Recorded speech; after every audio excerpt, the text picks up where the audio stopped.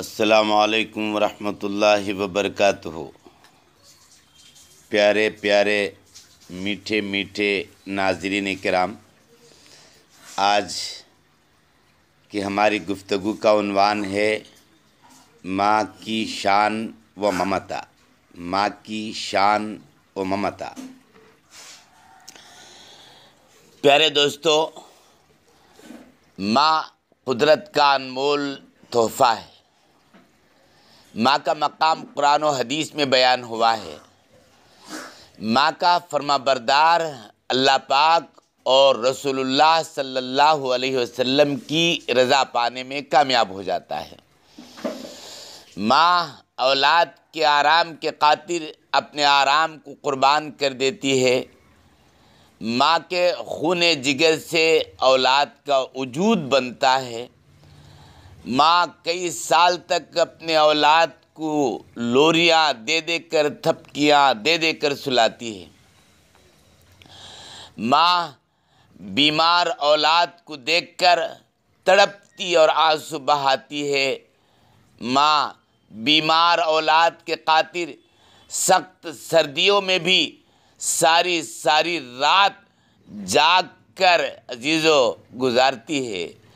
ماں بیمار اولاد کے خاطر مہنگے ہسپتالوں اور دواخانوں کے چکر لگانا گوارا کر لیتی ہے۔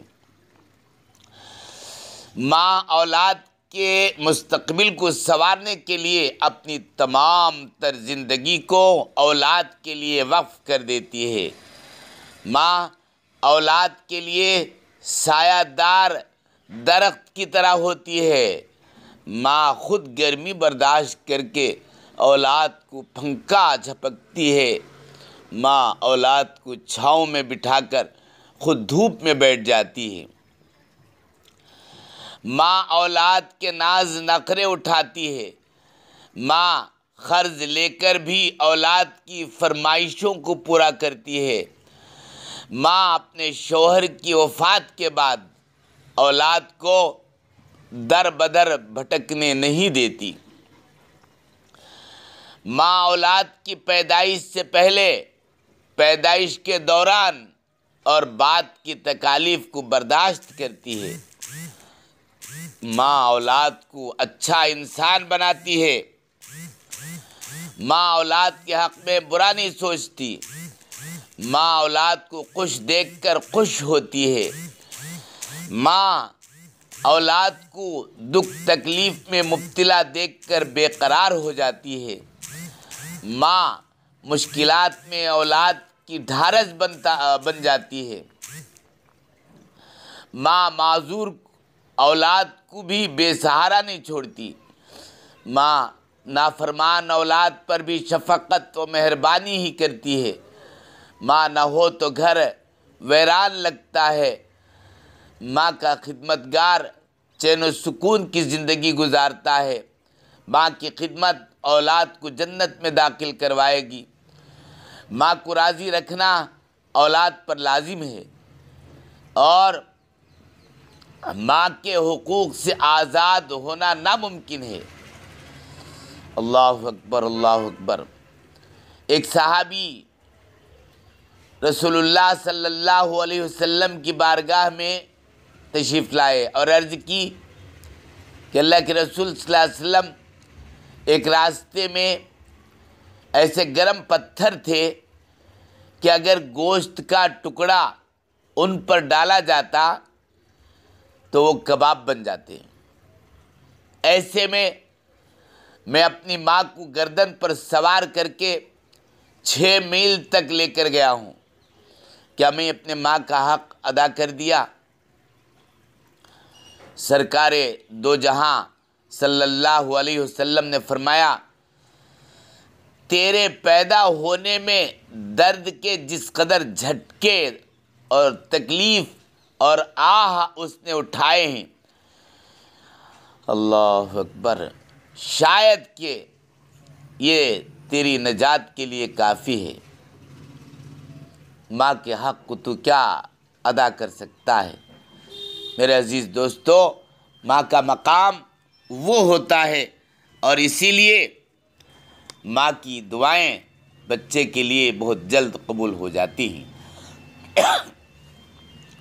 ہر کامیاب آدمی کے پیچھے اس کی ماں کی دعا ہوتی ہے۔ ماں ایسی ہستی ہے جو اپنے لیے دعا کرنا بھول سکتی ہے پر اپنے اولاد کے لیے دعا کرنا نہیں بھولتی۔ ماں کی دعا ہر درد کی دوا ہوتی ہے، اس لیے ماں کی خدمت کر کے ماں کی دعائیں لیا کرو تاکہ ہماری دنیا اور آخرت بنے۔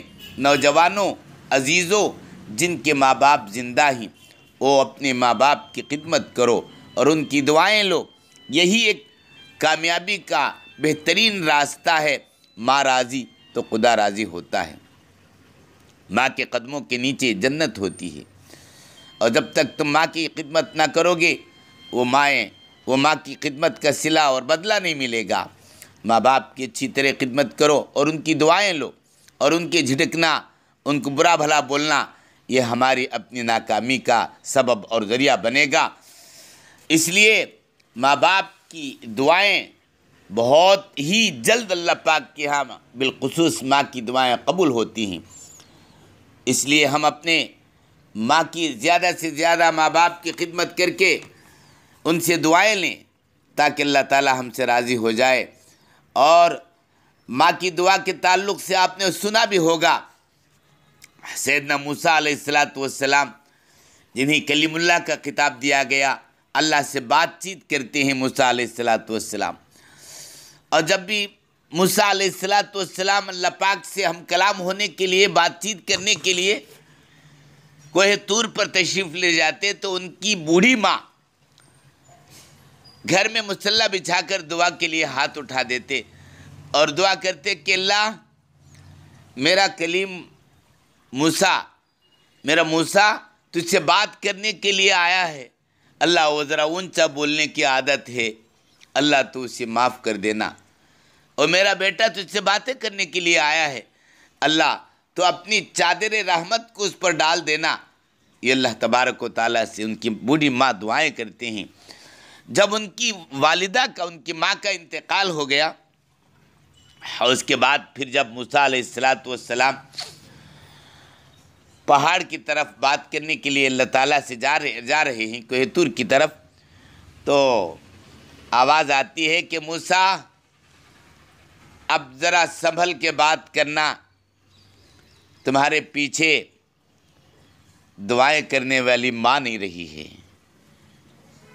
اللہ اکبر! دیکھا کتنی چیزوں سے ماں کی دعائیں ڈھانپ لیتی ہے، اللہ کی قدرت کیسے اس آدمی کو ڈھانپ لیتی ہے۔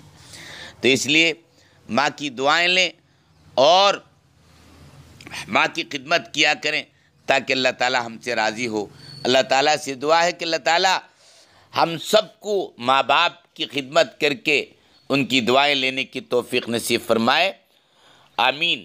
وآخر الدعوانا الحمدللہ رب العالمین۔ دوستو، آخر میں سبسکرائب کرنا نہ بھولیں، بیل آئیکن دبائیں اور لائک کریں، شیئر کرنا نہ بھولیں، زیادہ سے زیادہ شیئر کریں، اور خوب اس کو بھی آپ بار بار سنیں تاکہ آپ کے دل میں بھی ماں کی عظمت اور محبت بیٹھے۔ اللہ پاک قبول فرمائے۔ السلام علیکم۔